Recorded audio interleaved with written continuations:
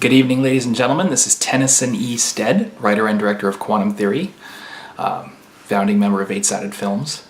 And today I'd like to talk a little bit about taking the opportunity to see how other entertainers maintain their communities. I've had previous, and I'm happy to talk about this with anybody who wants to get into it, but I've had previous blogs about how the two sort of pillars of success in entertainment are maintaining the craft and maintaining the community, craftspersonship and showpersonship. And when filmmakers or actors or people who work in narrative performance, really, when you get right down to it, look at a film or look at somebody's piece of theater, what have you, we get excited about the craft that we're doing, and as a result, it can be a little bit harder because we're taking in so much information, and because we know so much about what's going on around us, it can be hard for us to focus on what those people are doing to maintain their community and what's working about that. I, for that reason, think it's really good and really important for entertainers to be involved in entertainment that's outside their sort of area of expertise. I spend a lot of time in music. I spend a lot of time watching hockey and being involved in the Boston Bruins, and I spend time playing video games when I can. And the reason this particular blog seems so important to me right now is because Mass Effect Andromeda is coming out today, and I've been very excited by it.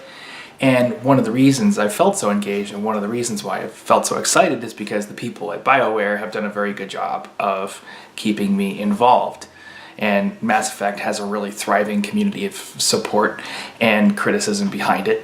And it's because of the work that the entertainers behind the project have done to structure and build that community exists.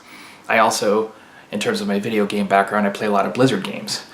And Blizzard, of all the video game companies, is by far the best at communicating with their audience directly. I play Overwatch and I play Heroes of the Storm.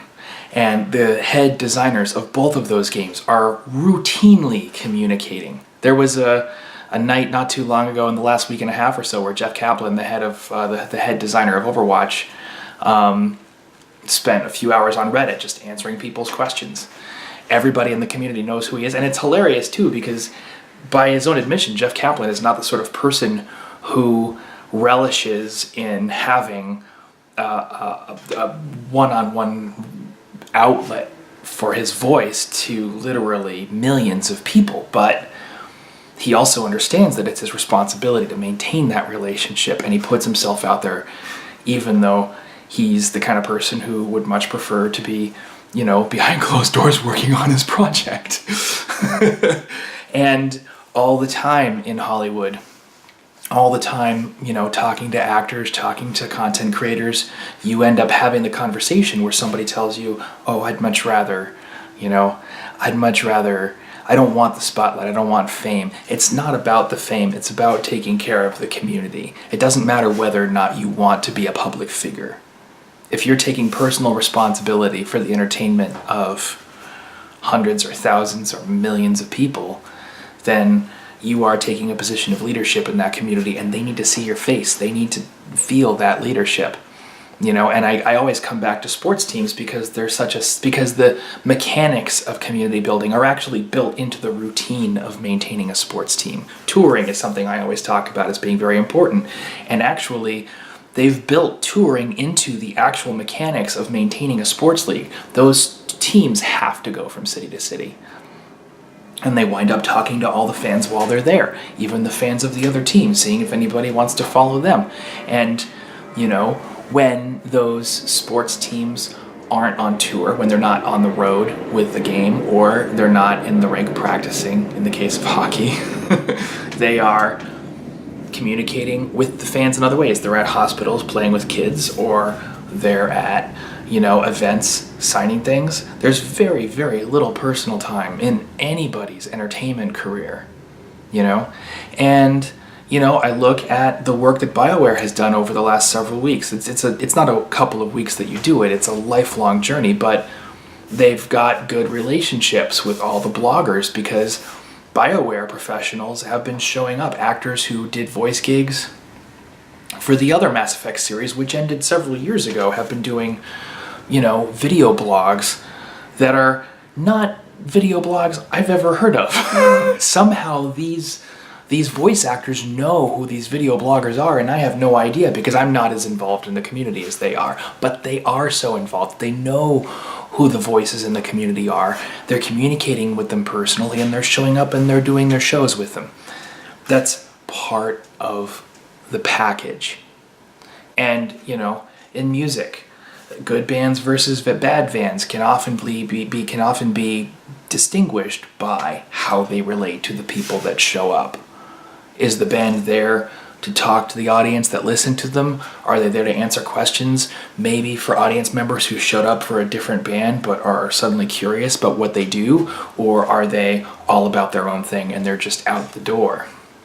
A lot of the time, what you're going to find is that the people who put the time into showpersonship are also the people who put the time into craftspersonship. You can find the excellence in those people who stick it out with the crowd. And occasionally, that's not the case. Occasionally, somebody's really, really good at their craft and constantly works on being a great musician or a great hockey player or a great game designer, but they don't care about maintaining their relationship with the audience.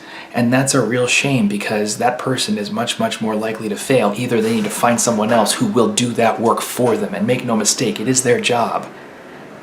Or they're never going to have that relationship with an audience, and in the end, no one will care about how excellent they are at their work.